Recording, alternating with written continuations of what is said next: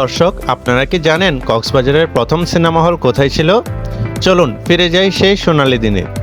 এটি হলো talkie house, কক্সবাজারের প্রথম সিনেমা হল। স্থানীয়দের মতে শহরের অ্যান্ডারসন রোডে 1960-এর দশকে এই সিনেমা হলের যাত্রা শুরু হয়। সেই সময় এই সিনেমা হলটি ছিল কক্সবাজারের বিনোদনের একমাত্র প্রাণকেন্দ্র।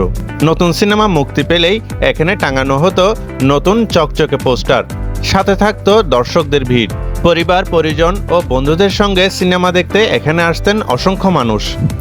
শুধু একটি সিনেমা হল নয়, টকি হাউস ছিল কক্সবাজারের সাংস্কৃতিক ইতিহাসের একটি গুরুত্বপূর্ণ অধ্যায়। সময়ের পরিবর্তনের সঙ্গে সঙ্গে আধুনিক প্রযুক্তি ও অনলাইন বিনোদনের কারণে এর সেই পুরনো জৌলস আর নেই। সাথে নেই সেই সিনেমা হলটিও।